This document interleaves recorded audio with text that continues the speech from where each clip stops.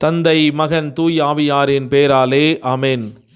ஆன்ம வழிகாட்டி ஆகஸ்ட் மாதம் 23ஆம் தேதி சனிக்கிழமை. அற்புத சகாய அன்னையிடம் நம்மை ஒப்பு கொடுத்து மன்றாடுவோம்.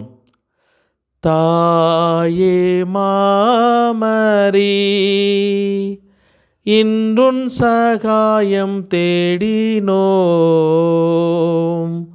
தாயே மாமரி, உலகமத்திசையும்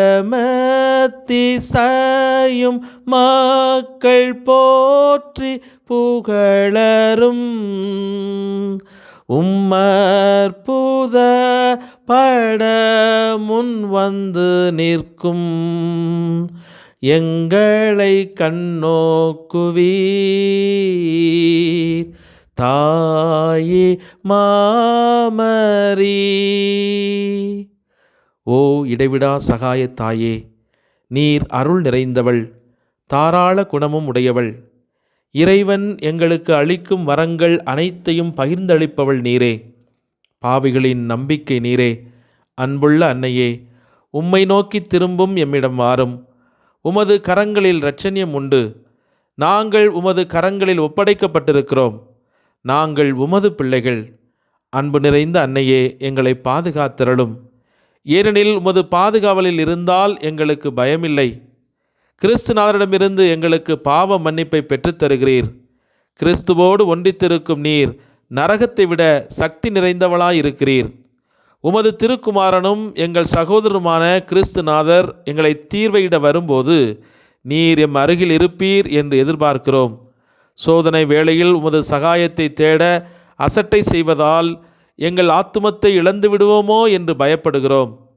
ஓ இடைவிடா சகாய தாயே, எங்கள் பாவங்களுக்கு மன்னிப்பையும் இயேசு கிறிஸ்துநாதரிடம் அன்பையும் இறுதி வரை நிலைத்திருக்கும் வரத்தையும் என்றும் உமது சகாயத்தை நாடும் மனதையும் உமது திருக்குமாரிடமிருந்து எங்களுக்கு பெற்றுத்தாரும்.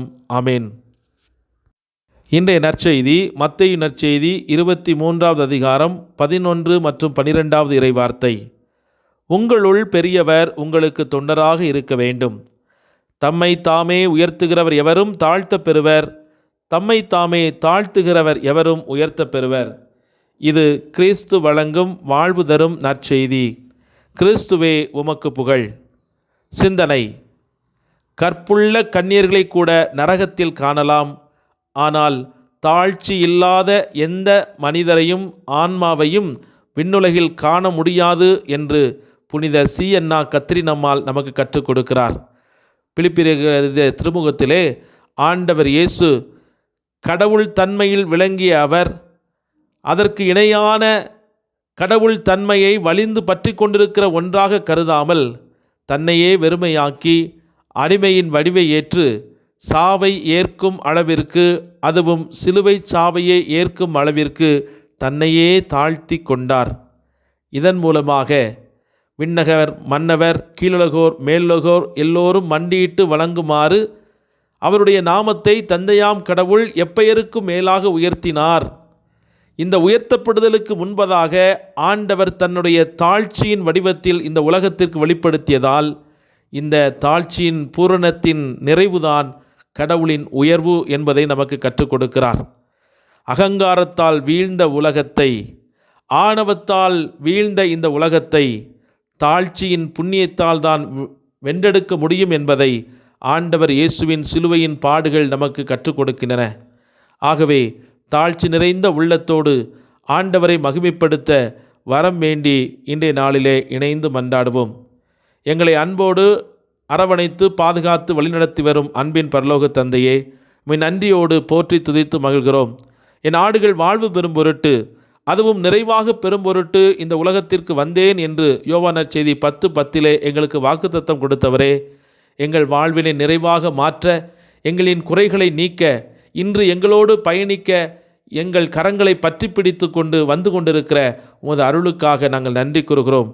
ஆண்டவரே, இன்று பயத்தினாலும் பல்வேறு விதமான தீமையின் சக்திகளால் அலைக்கழிக்கப்படுகிற மனங்களை திடப்படுத்துவதற்கு அஞ்சாதே, கலங்காதே, நான் உன்னோடு இருக்கிறேன், எந்த சூழ்நிலையிலும் நான் உன்னை கைவிட மாட்டேன், உன்னை கை நெகிழ மாட்டேன், எப்போதும் நான் என்னுடைய இரத்தத்தினால் உன்னை சூழ்ந்து நின்று பாதுகாப்பேன் என்று எங்களுக்கு பாதுகாப்பின் உறுதிப்பாட்டை தருகிறவரே, உம்மை நன்றியோடு போற்றி துதித்து உமது அருள் பாதுகாப்பிலே எங்களையே ஒப்பு கொடுத்து மன்றாடுகிறோம். சிறகுகளின் நிழலிலே தஞ்சமடைகிற குஞ்சுகளை எந்த பருந்துகளும் கொத்தி விடாதபடி அந்த கோழி பாதுகாப்பதைப் போல இன்று எங்களை சுற்றி இருக்கிற தீமையின் சக்திகள், சாத்தானுடைய சூழ்ச்சிகள் எதுவும் எங்களில் இருக்கிற ஆசீர்வாதத்தை கெடுக்காதபடி உம்முடைய அருள் பாதுகாப்பு என்றும் எங்களை சூழ்ந்திருப்பதாக. சகாயத்தை அளவில்லாமல் எங்களுக்கு வழங்கி கொண்டிருக்கிற அற்புத சகாய மாதாவே, இன்று உம்மிடத்தில் அர்ப்பணித்த அனைத்து வேண்டல்களையும் சிறப்பாக எங்கள் குழந்தைகளின் வாழ்வையும் எங்களுடைய எதிர்காலத்தையும் எங்களுடைய பேரப்பிள்ளைகளுடைய நல்வாழ்விற்காகவும் நாங்கள் உம்மிடத்தில் மன்றாடுகிறோம். எந்த சூழ்நிலையிலும் இந்த பிள்ளைகளுடைய துர்க்குணத்தினால் அவர்கள் உம்முடைய ஆண்டவர் இயேசுவினுடைய அருளை இழந்து விடாதபடி மன்னை மரியே அவர்களுக்காக பரிந்து பேசுவீராக.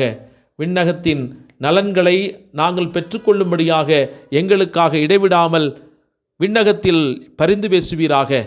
இன்றைய நாளிலே நாங்கள் செய்யப்போகிற அனைத்து பணிகளிலும் நீங்களே எங்களுக்கு உடனிருந்து அன்று கானாவூர் திருமணத்தை அர்ச்சித்து புனிதப்படுத்தி நிறைகளை குறைகளை களைந்து நிறைவாக மாற்றிய அந்த தாயின் பரிந்துரையும் ஆண்டவர் இயேசுவினுடைய உடனிருப்பும் இன்றும் எங்களுடைய குடும்ப வாழ்க்கையிலே அனைத்து குறைகளையும் நிறைவாக மாற்ற எங்களுக்காக இந்த அற்புதங்களை செய்வீராக.